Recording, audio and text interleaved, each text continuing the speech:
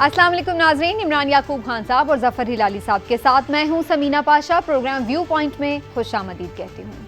नाजरीन, इमरान खान साहब पर बहुत से हलकों से रोज़ाना बहुत सारी बातों पर तनकीद का सिलसिला जारी रहता है। हर कोई उनके पुराने वादे याद कराता है, हर कोई उनको पुराने दावे याद कराता है और ये कहता है कि इलेक्शन कैंपेन में आपने ये कहा था और पूरा नहीं किया। देखें, आपने ये वादा किया था लेकिन आप भूल गए, आपने ये दावा किया था लेकिन हवा हो गया। देखिए, आपने ये भी याद दिलाया था लेकिन इसके बावजूद ये काम नहीं हुआ, यहाँ पर आपने यू टर्न ले लिया, वगैरह वगैरह। ये तमाम तनकीदें अपनी जगह, लेकिन एक बात की तारीफ़ करनी पड़ेगी। एक वादा ऐसा है जो इमरान खान साहब ने पूरा कर दिया। ये वादा उन्होंने मुख्तलिफ़ औकात पर मुख्तलिफ़ जगहों पर किया, लेकिन सबको याद होगा कि 2014 में भी उन्होंने ये वादा किया था, जब उन्होंने ये कहा था कि पाकिस्तान एक ऐसा मुल्क होगा जहां बाहर की दुनिया से लोग नौकरियां ढूंढने आएंगे। और इमरान खान साहब ने ये वादा पूरा कर दिया है, क्योंकि उन्होंने ना सिर्फ ये कि यहाँ पर बहुत सारे बैरून ममालिक की शहरियत रखने वाले लोगों को नौकरियाँ दी हैं, बल्कि बड़ी ख़ास नौकरियाँ दी हैं और वो बहुत उनके करीबी लोग हैं। और यही वजह है कि आज हम देखते हैं कि जब प्राइम मिनिस्टर इमरान खान साहब ने ये हिदायत जारी की कुछ दिन पहले कि उनके तमाम मुआविनीन और मुशीर अपने असासे डिक्लेयर करें, उनके असासे ना सिर्फ ये कि डिक्लेयर कर दिए गए, जो कि एक अच्छी बात है और हर कोई इसकी तारीफ़ कर रहा है कि ये अच्छी बात है कि जो भी लोग अहम ओहदों पर मौजूद हैं उनके असासे डिक्लेयर होने चाहिए, वो हुए। और उसके बाद हमने ये भी देखा कि ये जो तमाम तफसीलात हैं उनकी शरीयत से मुतालिक वो भी सामने आ गई। बहरहाल जनाब, नौकरियां ज़रूर मिल गई हैं। 7 ऐसे मुआविनीन हैं वज़ीर आज़म के खुसूसी जो कि दोहरी शहरियत रखते हैं और इसके बावजूद भी वो अहम ओहदों पर हैं। वो अगरचे करोड़पति हैं लेकिन इसके बावजूद भी मुलाजिम हैं पाकिस्तान के, तो ये बड़ी कामयाबी है। लेकिन ऑन अ लाइटर नोट तो ये बात ठीक है, जानना बड़ा ज़रूरी है कि फिर अपोजिशन इस बात पर क्यों बज़द है कि इन लोगों को मुस्ताफ़ी होना चाहिए। क्या दोहरी शहरियत रखना जुर्म है? क्या ये गलत बात है? क्या आप अमीर हैं?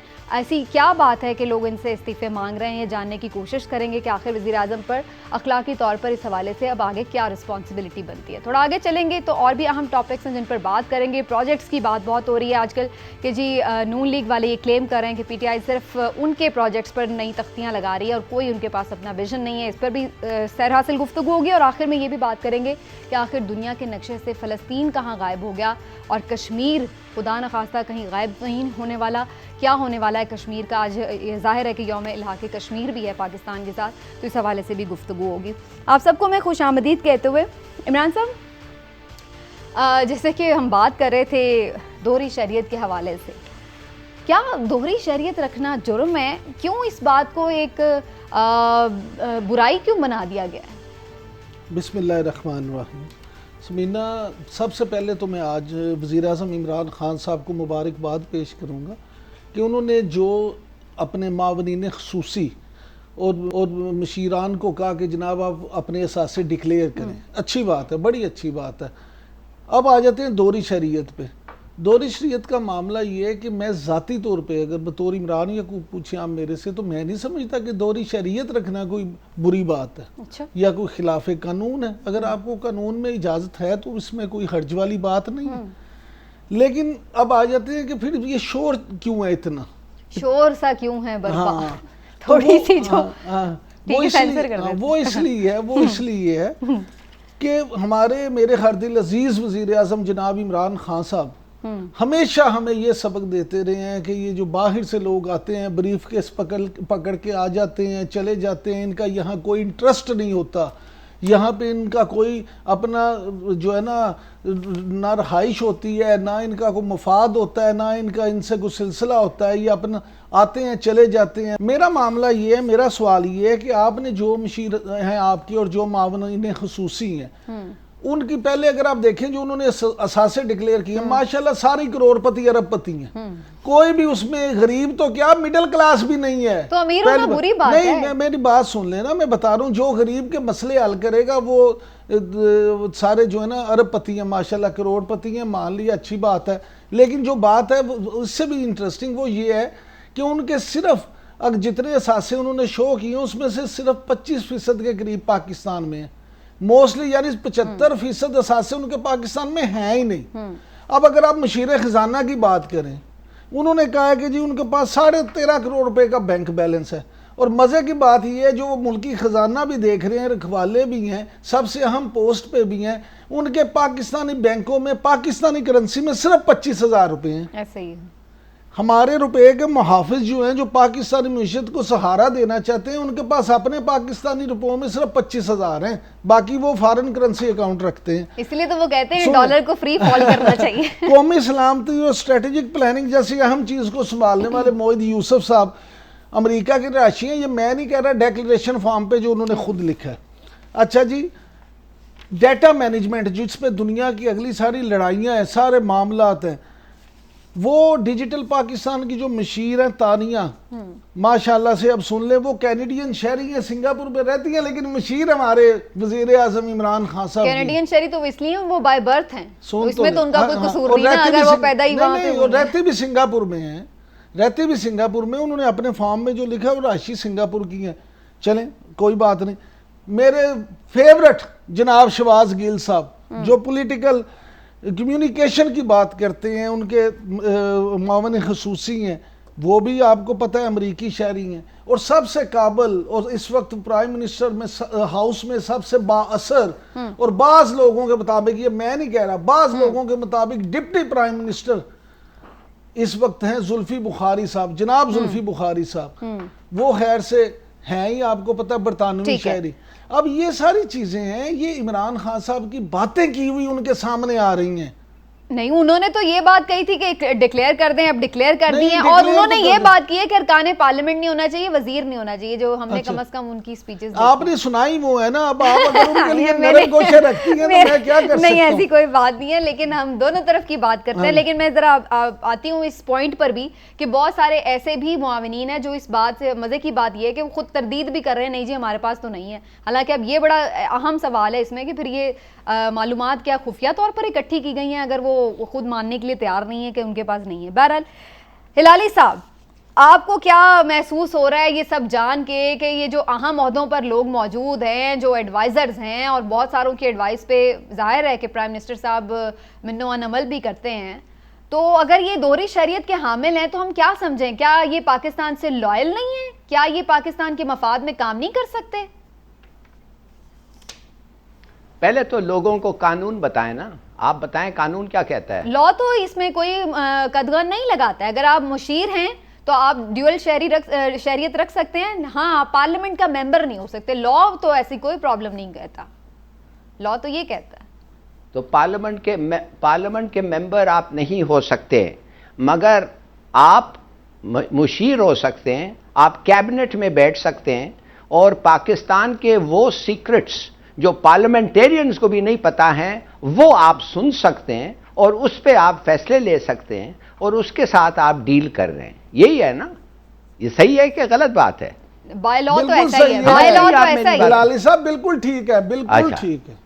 اچھا, ابھی آپ بتائیں کیا یہ پاکستان میں ڈی این اے ہمارا غلط ہے کہ ہم حلف اٹھاتے ہیں, قسم کھاتے ہیں کہ ہم ملکہ الزبتھ ہماری جو بھی ہے سب چیز ہے, اور امریکہ پتہ نہیں اس پہ وہ ٹرمپ کو بھی یہ ملکہ الزبتھ وہ ہو گئی ہے, مگر امریکہ میں جو بھی ہے کہ ہم اٹھاتے ہیں ہاتھ کے بھی آئی will be allegiance to the constitution of the United States. مانے آپ یہ سب چیز کرتے ہیں اور آپ بیٹھ کے ادھر نیشنل سیکیورٹی کے فیصلے کر رہے ہیں. مثال کے طور پہ جو امریکہ کے نیشنل سیکیورٹی کے خلاف اگر ہو, اور ہو بھی سکتا ہے اس لیے کہ آپ پاکستان کا نیشنل سیکیورٹی, تو اس کے معنی تو آپ تو بہت بڑے جھوٹے ہیں.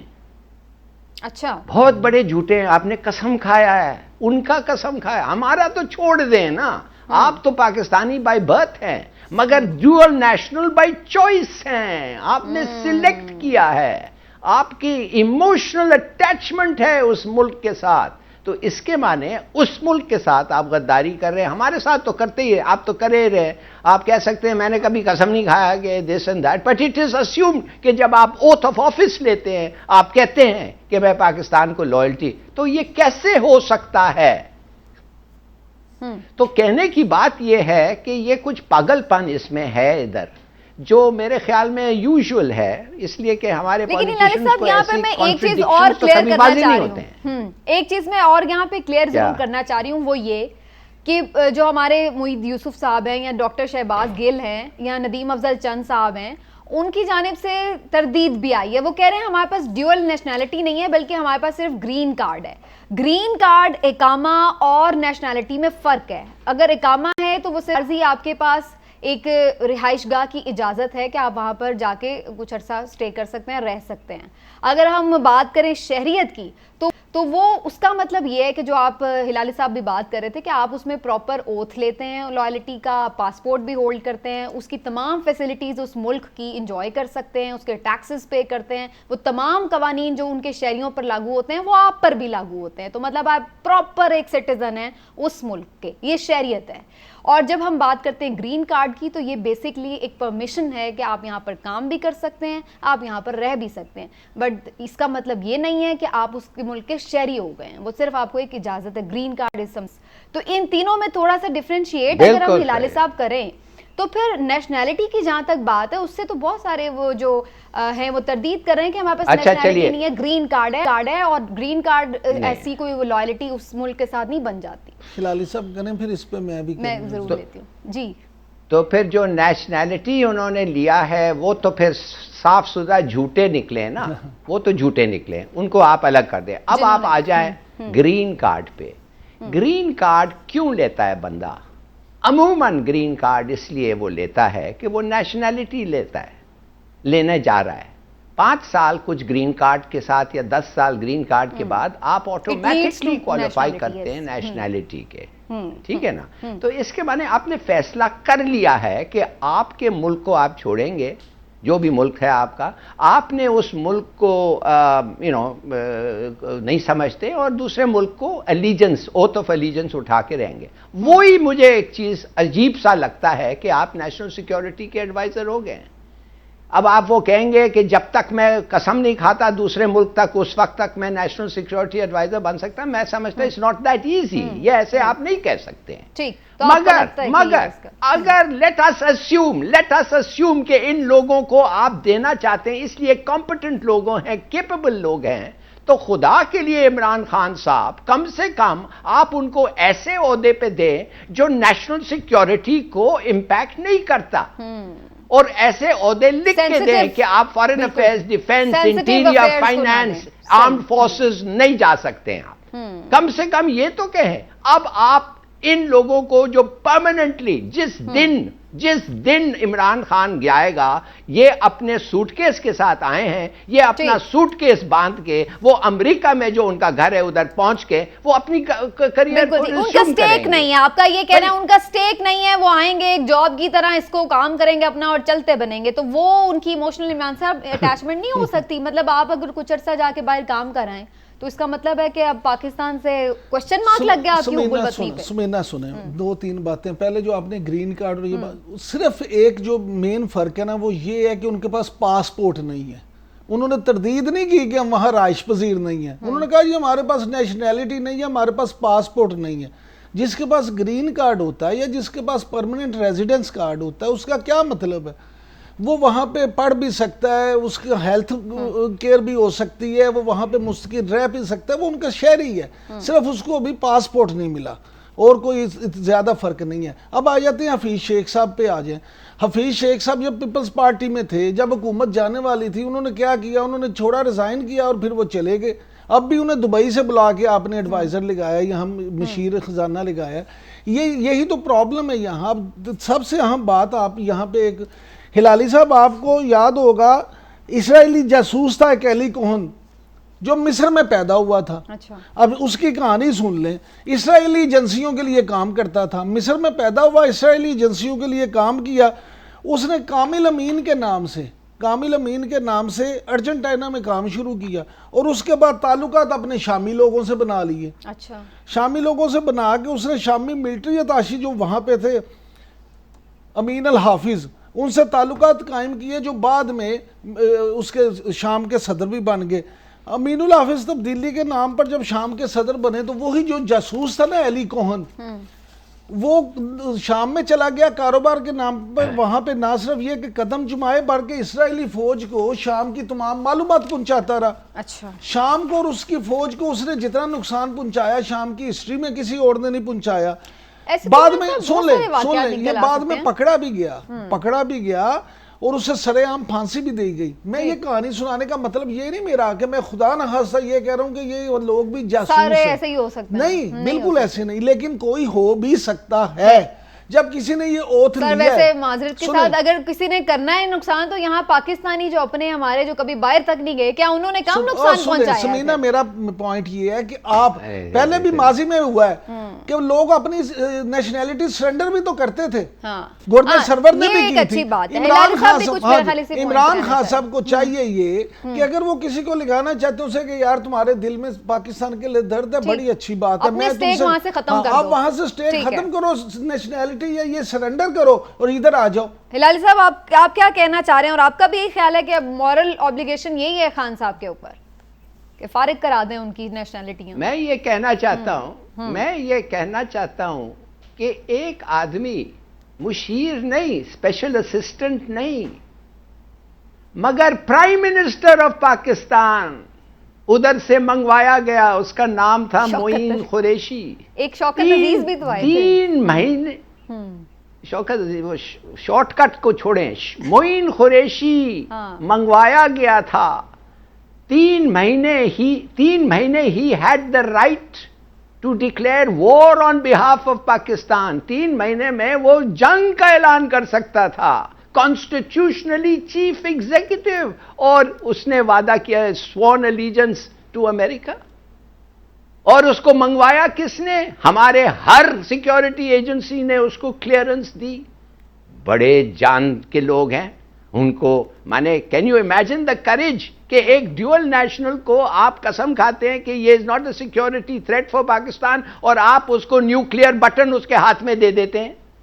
ٹیکنیکلی کہنے کی بات یہ ہے کہ آپ لوگوں کے پاس, اور سبینا ایبسولوٹلی ناٹ, میں کہتا ہوں نہ مشیر کو نزدیک ہی نہیں آنا چاہیے ایسے چیزوں کو. اور ایک اور بات, ہر اکاؤنٹ اس کا اکاؤنٹ, جو آدمی مشیر بنے, منسٹر بنے, جو بھی بنے, اور باہر اگر اس کا اکاؤنٹ ہے اور نامنل اماؤنٹ نہیں ہے, 10,000 5,000 10,000 ڈالر سے زیادہ, ہر چیز واپس لاؤ پاکستان میں اور ادھر جمع کرو. یہ کانفلکٹ آف انٹرسٹ بھی ہوتا ہے. زبردست بات ہے کہ کانفلکٹ آف انٹرسٹ بھی ہو سکتا ہے, آپ وہاں سے اپنے اسٹیک ختم کریں اور آئیں. لیکن عمران صاحب, میں بہت سارے مشیروں کی آج یہ بھی گفتگو سن رہی تھی کہ وہ یہ کہہ رہے کہ بھائی آپ اس طرح سے بات کر کے تو اوورسیز پاکستانیز پر سوال اٹھا رہے ہیں بیسکلی, کیونکہ وہ لوگ آپ سے زیادہ ملک کے لیے درد رکھتے ہیں. نہیں, یہ بات نہیں ہے سبینا. ہم نے حفیظ شیخ صاحب کی جو مثال دی ہے وہ بھی کیوں دی ہے, اس لیے نہیں دی کہ خدا نہ خواستہ ہمیں یہ اعتراض ہے کہ وہ شاید ہم سے کم بے وطن ہے, وہ نہ ہو ڈیول نیشنلٹی ان کے پاس, نہ ان کے پاس پاسپورٹ ہو, کچھ نہیں.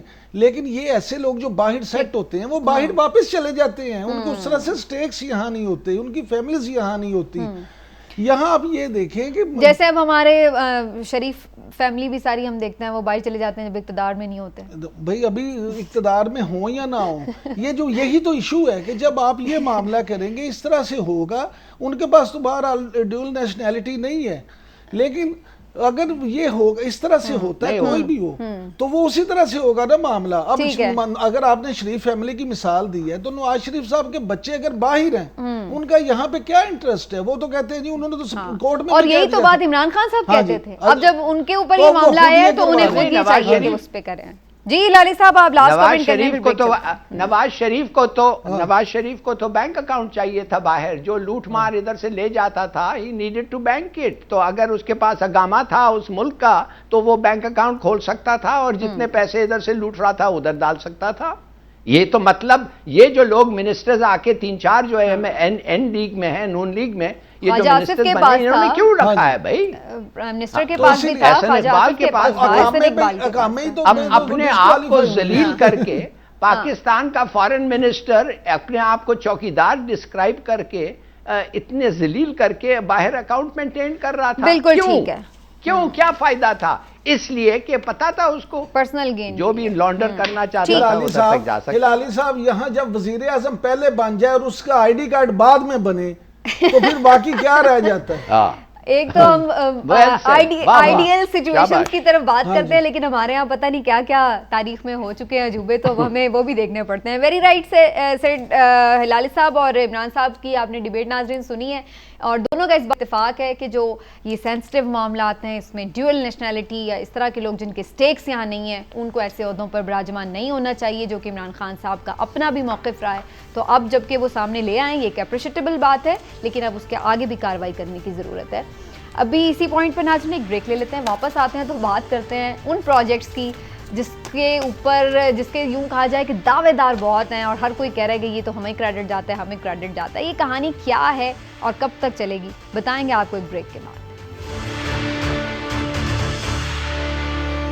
آپ کا وتیرہ بن چکا ہے کہ جو پروجیکٹس یا تو ہم مکمل کر کے گئے یا جو ہم نے شروع کیے اس پہ اپنی تختیاں لگا کے ایک ڈھونگ رچا کے اس کا کریڈٹ کلیم کرنے کی کوشش ہے. کامیاب جوان programme prime ministers youth programme کے نام سے میاں نواز شریف صاحب کے دور میں شروع ہوا، اس کا نام چینج کر کے اور اس کا اب کریڈٹ کلیم کیا جا رہا ہے. میاں نواز شریف صاحب نے لانچ کیا ہیلتھ کارڈز کا سسٹم، اس پہ بھی اپنے جماعت کے رنگوں کا جھنڈا لگا کے اس پہ بھی کریڈٹ کلیم کیا جا رہا ہے. جامر بھاشا کی لینڈ ایکویزیشن 125 ارب روپے کی وہ لینڈ ایکویزیشن مکمل ہوئی میاں نواز شریف کے دور میں، اس پہ بھی عمران خان صاحب کریڈٹ کلیم کر رہے ہیں. آپ کا اپنا ویژن ہے کیا؟ آپ کے اپنے پروجیکٹس ہیں کون سے؟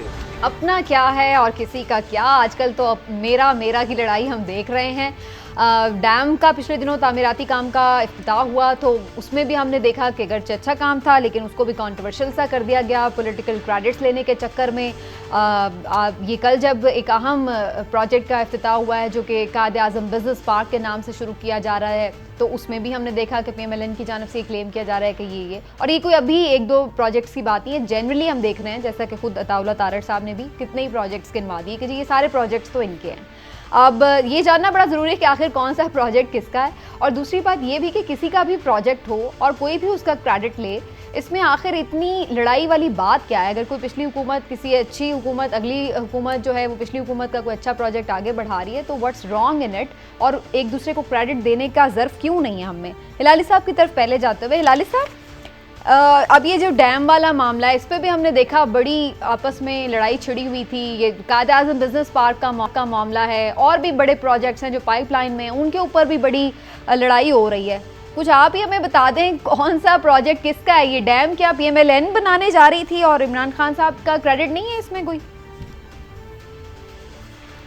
دیکھیے اس ڈیم کے بارے میں میں کہہ سکتا ہوں کہ مجھے اس کو کوئی خاص پتہ نہیں ہے. اس کے اوریجنز کیا ہے، اس کا جینیسس کیا ہے، کس کو پہلے خیال آیا اور کیا فائنینسنگ اور کیسا ارینج کیا. مگر دو پروجیکٹس کی میں بات کرتا ہوں جو ہمارے ملک کو پتہ ہے. ایک ہے تربیلا اور دوسرا ہے ہمارا نیوکلیئر پروگرام. دیکھیے میں سمجھتا ہوں کہ یہ جو ایسے پروگرامز جو ٹرانسینڈ کرتے ہیں ایک گورنمنٹ سے چوتھی گورنمنٹ کو جا کے کمپلیٹ ہوتا ہے، سب گورنمنٹس کو اس میں تعریف کرنی چاہیے، اور every government has played a role. بلکہ میں سمجھتا ہوں کہ وہ گورنمنٹ جو ایک پلیکارڈ لگا کے اسٹون لگا کے انوگریٹ کر دیا، شاید وہ سب جو سوچا اس کے بارے میں شاید وہ سب سے کم کام کیا. مگر وہ دوسرے گورنمنٹس جو ہیں جن کو فائنینسنگ ریز کرنا پڑا، جن کو ڈیفیکلٹیز ریز کرنے پڑا، جن کا کریڈٹ کٹ گیا، جو اکنامک سچویشن خراب ہو گیا، مگر پھر بھی انہوں نے کوشش کر کے اس کو ختم کیا، ان کو داد ملنا چاہیے. حالانکہ نام اس پروگرام کا وہی ہے. تربیلا مثال کے طور پہ ایوب خان نے شروع کیا، بھٹو کے وقت جا کے ختم ہوا. both of them should get credit, اور درمیان بھی جو گورنمنٹس ہیں ان کو بھی کریڈٹ ملنا چاہیے. اور میں تو آپ کو اور نیوکلیئر پروگرام میں آپ کو بتا سکتا ہوں، اس لیے نیوکلیئر پروگرام کے بارے میں ہم نے ہمارے فیلڈ آف ورک میں کافی اس کا یہ تھا. نیوکلیئر پروگرام سب کو پتا ہے بھٹو نے شروع کیا، مگر سب کو یہ پتا ہے کہ بھٹو کے جانے کے وہ تو 72 73 میں شروع کیا، مگر وہ تو 4 سال کے بعد چلے گیا. اس وقت کچھ نہیں تھا. ایکچولی جو آدمی آ کے اس پہ ڈائریکشن اور ڈرائیو اور ڈٹرمنیشن دکھایا ہے وہ یو ہیو ٹو ایڈمٹ ایک آدمی تھا ضیاء الحق، اور اس کے نیچے اس کے تحت ضیاء الحق کا انجن جو تھا جو واقعی وہ پیسے اکٹھے کرتا تھا اور کیسے کرتا تھا اور کس طریقے سے بانٹتا تھا، وہ تھا غلام اسحاق. He was the driving force. اور ڈپلومیٹک، ہمارے ڈپلومیٹک، اچھا اب اس کو پروجیکٹ کرنا، لوگوں سے گالیاں نہیں کھانا، نیوکلیر پروگرام ہمارا ہے، اس کو بچانا، اس کو پروجیکٹ کرنا ڈیفٹلی کیئرفلی، وہ کون کرتا تھا پوری پلاننگ؟ آغا شاہی. تو یہ 3 لوگ جو تھے سب کو کریڈٹ ملنا چاہیے، ناٹ اونلی بھٹو اور ناٹ اونلی آخر میں دھماکے پھر نواز شریف نے کیے، ان کو بھی کریڈٹ دے دیں تھوڑا سا. وہ تو نہیں کرنا چاہتا تھا، الٹیمیٹلی کر دیا. وہ کیسے کیا وہ سب ہم جانتے ہیں. ٹھیک ہے. اور ظاہر ہے کہ اس میں پھر ہمارے جو سائنٹسٹ ہوتے ہیں، ایکسپرٹس ہیں، ان کی بھی بہت ساری کاوشیں ہوتی ہیں. ظاہری سی بات ہے، ان کو ہم کیسے اگنور کر سکتے ہیں. عمران صاحب 2 تو مثالیں دی ہیں ہلالی صاحب نے، اب ذرا ریسنٹ مثالوں پہ آ جائیں. یہ ڈیم والی بات جو جیسے میں کر رہی تھی، یہ تو جو میں دیکھ رہی تھی مختلف اس کی چیزیں، تو یہ تو مشرف صاحب کے دور میں بات ہوئی تھی. اب سی پیک کا کریڈٹ تو پیپلز پارٹی بھی لے رہی ہوتی ہے کہ جی یہ تو زرداری صاحب نے سٹارٹ کیا تھا، جو کہ بعد میں نون لیگ نے آ کے کیری کیا ہے. اب اسی طرح سے یہ پروجیکٹس اب جن کی اب کل جس کا افتتاح ہوا ہے جو آگے، تو یہ پھر کس کے کھاتے میں ڈالیں ہم؟ دیکھیں پہلی بات تو یہ ہے کہ میں پہلے ڈیم پہ ہی آ جاتا ہوں. 1980 میں پہلی بار اس کا منصوبہ بنا کہ جی یہ ہوگا. اچھا اس کے بعد پھر کیا ہوا، 2004 میں اس کی پہلی فیزیبلٹی بنی، 2008 میں دوسری فیزیبلٹی بنی، پھر پچھلی جب نواز شریف صاحب کی گورنمنٹ تھی اس میں اس کی لینڈ ہوا مسئلہ، اور پھر اب جا کے 2020 میں اس پہ کام شروع ہوا ہے. تو میں سمجھتا ہوں سب کا ہی کریڈٹ ہے. اب دیکھیں کامیابی جو ہوتی ہے نا، کامیابی کے کئی دعوے دار اور باپ ہو جاتے ہیں، لیکن ناکامی کوئی نہیں قبول کرتا. اچھا اب یہاں ہمارے یہاں یہ ہے کہ آپ دیکھیں شروع سے جب بھی کوئی نئی حکومت آتی وہ کہتے ہیں جی فلاں منصوبہ ہماری حکومت نے شروع کیا تھا. جب آپ ابھی تھوڑا ماضی قریب میں چلے جائیں تو کاف لیگ کی حکومت نے جو کام کیا، اس کے بعد پیپلز پارٹی آئی، پیپلز پارٹی نے کیا تو انہوں نے کہا نہیں یہ تو ہمارا منصوبہ تھا، پیپلز پارٹی کر رہی ہے ایسے ہی. اس کے بعد نواز شریف کی حکومت آ گئی، انہوں نے کہا یہ تو پیپلز پارٹی والوں نے کہنا شروع کر دیا یہ تو ہمارا منصوبہ تھا. جیسے انہوں نے سی پیک کا کیا تو انہوں نے کہا یہ تو زرداری صاحب بات کر کے آئے، زرداری صاحب اب بھی کہتے ہیں کہ سی پیک تو ہمارا منصوبہ تھا. اس کے بعد نون لیگ والے جو ہیں انہوں نے کہا کہ اب کہتے ہیں کہ جی یہ ہمارا منصوبہ بھی ٹھیک ہے، آپ سب کے یہ منصوبے ہیں، لیکن آپ میں کم از کم اتنا ظرف ہونا چاہیے کہ اگر ایک منصوبہ مسلم لیگ کے دور میں شروع ہوا ہے اور پیپلز پارٹی کے دور میں ختم ہوا ہے، یا مسلم لیگ کے دور میں شروع ہوا اور پی ٹی آئی کے دور میں ختم ہوا، آپ وہاں پہ ضرور تختی لگائیں، لیکن ایک لکھ دیں، اپنا اتنا ظرف کر لیں کہ جناب یہ فلاں وقت میں فلاں گورنمنٹ میں شروع ہوا تھا، ہم نے اس کو مکمل کیا ہے. لوگ آپ کو کریڈٹ دیں گے کہ یار یہ منصوبہ شروع ہونا چھوٹی بات تھی، آپ نے اس کو مکمل کر دیا، آپ مبارکباد کے مستحق ہیں. اور اسی طرح اپوزیشن کو بھی چاہیے کہ تھوڑا سا یہ اپنے اندر وسعت پیدا کرے کہ آپ اچھی چیز پہ تعریف کریں کہ جی نواز شریف صاحب نے اگر یہ کام شروع کیا تھا، اچھی بات ہے کہ پی ٹی آئی اس کو آگے بڑھا رہی ہے، بجائے اس کے کہ آپ شروع ہو جائیں گے جی ہو یہ تو ہمارا منصوبہ. سمینا یہ جو ڈیم کے یا ایٹمی پروگرام ہے نیوکلیئر، یہ ریاست پاکستان کی ملکیت ہوتے ہیں، کسی سیاسی جماعت سے نہیں. ہلالی صاحب بھی یہ کہنا چاہ رہے ہیں. جی ایک میں اگزامپل دوں جو اس کا کنٹری اگزامپل ہے، جو نہیں ہونا چاہیے اور کیسے کوشش کیا انہوں نے. وہ کیا کیا انہوں نے؟ دیکھیے زرداری صاحب آخری مہینے میں اپنے 5 سال کے انہوں نے جا کے ایران کے ساتھ وہ پائپ لائن اگریمنٹ سائن کر دیا، سب لوگ بڑے خوش ہو گئے. مگر زرداری صاحب کو پتا تھا کہ وہ 6 بلین جو اس کی ضرورت ہے وہ کدھر سے آئے گی، ان کے پاس تو پیسے نہیں تھے. ایران کہہ رہا تھا ہم اپنا پائپ لائن بارڈر تک ہم لے آئیں گے، اس کے بعد تم تھرو پاکستان لے جاؤ، ہندوستان تک جانا تھا. تو ان کو پتا تھا پیسے نہیں ہیں، ان کو پتا تھا قرض نہیں ملے گا، ان کو یہ سب چیز پتا تھا. اور پھر انہوں نے جب اگریمنٹ سائن کیا یہ بھی سائن کر لیا کہ اگر ہم نے ٹائم سے کام نہیں کیا تو ہمارے پہ فائن ہوگا، جرمانہ لگے گا، اتنا لگے گا، پتہ نہیں کتنے $1 ملین پر ڈے. دیکھیے یہ جو ہے طریقہ، یہ غلط طریقہ تھا. ان کو کہنا تھا، ان کو ایرانینز کو سیدھا کہ ہم نہیں کر سکتے. اس وقت کریڈٹ لینے کے لیے آپ کر لیں اور بعد میں آپ سے پورے بھی نہ ہو. اور بعد میں اب ایران سب کو کہہ رہی ہے کہ یار یہ ملک ہے خود ختم ہو رہا ہے، ان کے پاس پیسے نہیں ہیں، ہم کیا ان پہ جا کے جرمانہ کریں۔ یہ بھی بڑا صحیح آپ نے پوائنٹ آؤٹ کیا، بہت اچھا پوائنٹ ہے۔ واقفان حال کی بڑی خبر بھی ہے جی، جب پروجیکٹس کی بات ہوتی ہے بیوروکریسی کی بھی بات ہوتی ہے، اور بیوروکریسی میں ہم دیکھتے ہیں کہ مختلف چیزیں چلتی رہتی ہیں آپ، لیکن ابھی ہم نے حال ہی میں ایک اور چیز بھی دیکھی ہے، وہ یہ کہ وزیر اعلیٰ کے ایک بڑے قریبی وزیر تھے، وہ اچانک چھٹی ہو گئی ان کی، یہ کیا معاملہ ہوا ہے پیچھے؟ میں اسد کھوکھر صاحب کی بات۔ ہاں جی سمینہ، یہ جو 3-4 دن سے پچھلے کچھ دنوں سے معاملہ چل رہے تھے نا کہ بزدار صاحب جا رہے ہیں، بزدار صاحب جا رہے ہیں، تو ہمارے واقفان حال نے یہ بتایا کہ اصل میں معاملہ یہ تھا کہ اسد کھوکھر صاحب جو ہیں یہ وزیر اعلیٰ پنجاب جناب عثمان بزدار صاحب وسیم اکرم پلس کے رائٹ ہینڈ سمجھے جاتے تھے، ان کے انتہائی قریبی یہ سمجھے جاتے تھے۔ اور یہ جو معاملہ تھا اس میں ہوا یہ کہ ایک خفیہ ادارے نے جب عمران خان صاحب کو یہ رپورٹ دی کہ جناب یہ جو پنجاب میں کرپشن کی باتیں ہو رہی ہیں، تو اس میں یہ ہے کہ یہ جناب اسد کھوکھر صاحب اور کچھ ایسے افسر جن کو جب وزیر داخلہ جو ان کو بعد میں بھیج دیا تھا میجر اعظم سلیمان صاحب، جب وہ چیف سیکرٹری لگے تھے پنجاب کے، انہوں نے کچھ 4-5 افسر تھے ان کو صوبہ بدر کرنے کا کہا تھا، لیکن یہ عثمان بزدار صاحب ان کو روک کے بیٹھ گئے تھے۔ جو ڈاکٹر شعیب اکبر صاحب اس میں شامل تھے، 1-2 اور افسر شامل تھے، اور پھر اس کے بعد یہ آصف بلال لودھی صاحب کو کمشنر لاہور سے جب ہٹایا، تو اب اسد کھوکھر صاحب کے کہنے پہ ان کو جب واپس لگا دیا، تو اصل میں اسد کھوکھر صاحب صرف ایک مور ہے۔ ہمارے واقفان حال کے مطابق اصل میں ایک پراپرٹی ٹائکون ہے جو لاہور میں رنگ روڈ بن رہی ہے، اس کا یہ ایک ایشو ہے۔ اور میں آپ کو بتا دوں کہ کچھ سال پہلے جب کمشنر لاہور ایک اور صاحب ہوتے تھے، تو یہ کیس چل رہا تھا عدالت میں، لاہور ہائی کورٹ میں، اس میں وہ کشمیر ہر پیشی پہ خود جاتے تھے۔ پراپرٹی ٹائکون ایک دفعہ گئے اور اس کمشنر کو عدالت کے باہر کہا کہ جناب آپ ہر دفعہ کیوں آ جاتے ہیں؟ تو انہوں نے کہا جی میرا کام ہے، میں آتا ہوں۔ انہوں نے کہا میں تمہیں چھوڑوں گا نہیں۔ تو اس کمشنر نے کہا اچھا دیکھ لیں گے، جو آپ نے کرنا کریں، میرے تو یہ ڈیوٹی ہے۔